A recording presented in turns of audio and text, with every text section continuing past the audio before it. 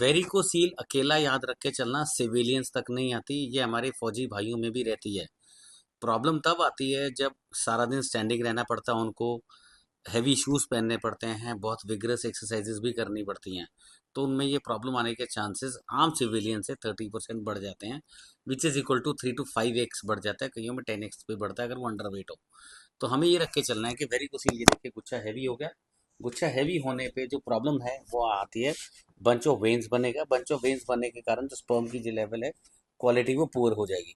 जो स्पर्म की quality poor होगी तो उसके कारण आपकी मैरिड लाइफ भी डिस्टर्ब होगी।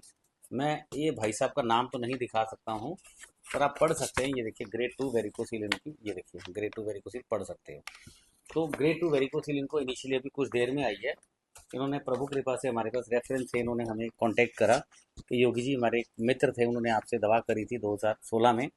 तो अभी तक मेरे दो दोस्तों ने करा, वो बिल्कुल ठीक है। तो मैं चाहता हूँ मुझे भी आयुर्वेद में आप ऐसा समाधान दें जिससे मैं जल्दी ठीक हो जाऊँ।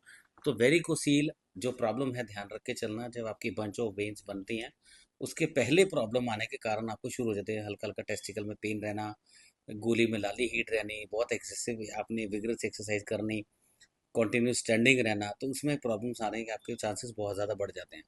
तो आपको ध्यान रख के चलना है कि आपकी जो लेग्स में उतनी स्ट्रेंथ होनी चाहिए। इस वेरिकोसील बीमारी से बचने का सिर्फ ज़िंदगी में एक ध्यान रखना, आपकी लेग स्ट्रांग होनी चाहिए, थाइज आपके स्ट्रांग होनी चाहिए, कमर आपकी स्ट्रांग होनी चाहिए। जितना आपका ये पेल्विक फ्लोर स्ट्रांग है, ध्यान रख के चलना। आसन बोलते हैं इसको, ये ध्यान रख के चलिए मेरे भाई दोस्तों, ध्यान से सुन लो। आपका ये जो पेल्विक फ्लोर का मसल है, जितना ये स्ट्रांग रहेगा, कमर की मांसपेशियां जितनी आपकी स्ट्रांग रहेंगी, थाइज आपकी जितनी स्ट्रांग रहेंगी, तो बॉल्स आपकी नहीं लटकेंगी। जब जब आपकी बॉल्स लटकनी शुरू हो गई, याद रख के चलना, तो वेरिकोसील दुनिया में आपको कोई भी ताकत नहीं रोक सकती वेरिकोसील होने से। और वेरिकोसील जैसे होनी शुरू हुई तो स्पर्म काउंट का इंडेक्स जिंदगी में धीरे धीरे नीचे जाएगा और वेरिकोसील ऊपर चढ़ती जाएगी। तो मैं जो योगी से आयुर्वेदा में प्रभु कृपा से हम लोग ट्रीटमेंट देते हैं, मुझे वेरिकोसील ट्रीट नहीं करना। वेरिकोसील क्यों आई, उन कारणों में कि मैं पेशेंट को ट्रीट करता हूँ। 26 साल हो गए, सीमन 5% नील स्पर्म वाले भी आते हैं, उनको स्पर्म लेवल बढ़ाता हूँ, ब्लॉकेजेस खोलता हूँ। जब ब्लॉकेजेस खोलेंगे, स्पर्म लेवल अच्छा होगा, हार्मोन इम्बैलेंसेस क्लियर होंगे। तो जब स्पर्म क्वालिटी अच्छी होगी और स्ट्रेंथ बढ़ेगी, टेस्टिकल सपोर्ट बढ़ जाएगी उनकी, मैं उनको लंगोट पहनाता हूँ, सपोर्टर नहीं पहनाता हूँ।